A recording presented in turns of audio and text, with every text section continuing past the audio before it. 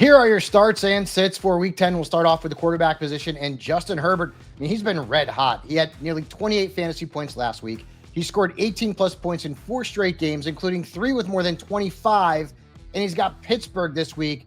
They've allowed 5 quarterbacks to beat them for 19-plus points in their first 8 games, so start Justin Herbert and start Jaxson Dart. I mean, he continues to put up great numbers, 19-plus points in all but one of his first 6 starts in the NFL. That includes 3 games with more than 23 points.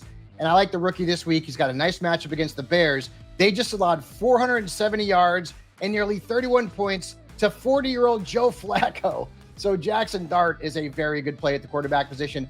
A couple of quarterbacks I'm fading this week. We'll start off with Trevor Lawrence. I liked him last week, and he scored over 21 fantasy points in a wild win against the Raiders. But this is not a good matchup against the Houston Texans. No team has allowed fewer points per game to quarterbacks this season, and their defense held Lawrence to 7.8 points back in week 3.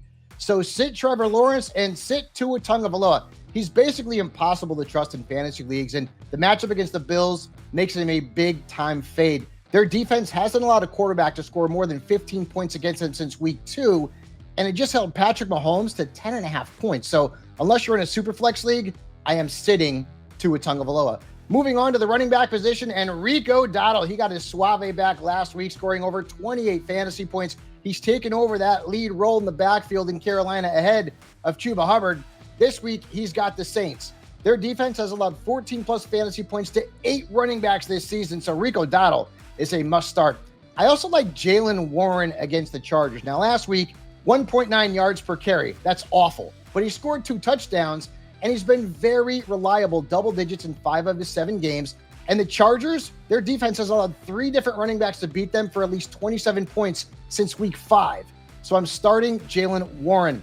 Among the running backs I'm sitting this week is Travis Etienne. I liked him last week. I told you to play him. He had 16.5 fantasy points. But again, this is Houston. Their defense is nasty good. They've allowed fewer than 4 yards per rush to running backs, and their defense has held Christian McCaffrey and Derrick Henry to single digits. I mean, that's really hard to do, folks. So Etienne is a fade, and so is Alvin Kamara. What is going on with Kamara? I mean, he's having the worst year of his career. He's averaging 9 points per game. He scored 0.7 of a point last week when I told you to sit him.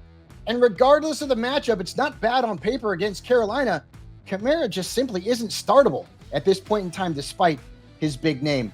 At the wide receiver position, I'm going to stick with Odunze, and I get it. He had no points last week. He killed you. He killed me. It's a different week. He's got the Giants in week 10.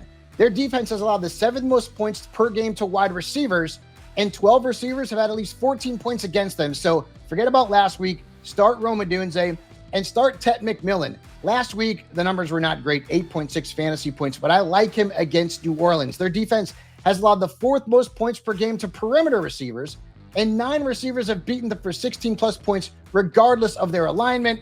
I like a lot of Panthers this week, and McMillan is certainly one of them. The wide receivers that I would fade or at least beware this week, let's start off with DK Metcalf. I get it. You probably got to play him. I have to play him.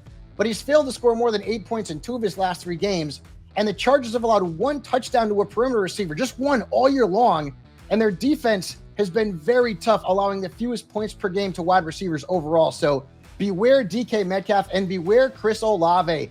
I didn't like him last week, and he had one of his worst games of the season, and his targets were way down. Only 4 targets in Tyler Shoug's first start. The matchup's not great this week either against Carolina. Their defense has allowed the 4th fewest points per game to wide receivers, and they've only given up 5 touchdowns. So Chris Olave is a fade, or at least temper your expectations. At tight end, hey, Oronde Gadsden's hot. I'm going to stick with him. He has been on fire. 71.1 combined fantasy points over the last 4 weeks. He's seen at least 5 targets in every single game, and he's got the Steelers this week. They've allowed the 3rd most points per game to tight ends, and 5 have beaten them for double digits. So start Oronde Gadsden and start Dalton Kincaid. Folks, I whiffed on him last week. I didn't like the matchup, and it was a bad matchup on paper. Of course, he scores 22 fantasy points. Sometimes that's how it goes. But now he's got the Dolphins.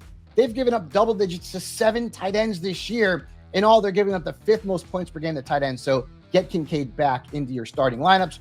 Among the tight ends I'm sitting, TJ Hockenson.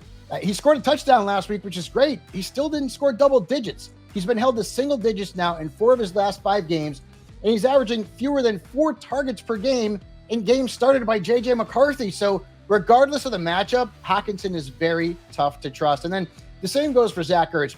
He was a disappointment last week. He only had 8.6 fantasy points in that loss to Seattle. He's now failed to score double digits in 5 of his last 7 games, and losing Jaden Daniels is not good news for his target share. And he also has a tough matchup against the Lions. They've allowed just 3 tight ends to beat them for double digits, so sit Zach Ertz.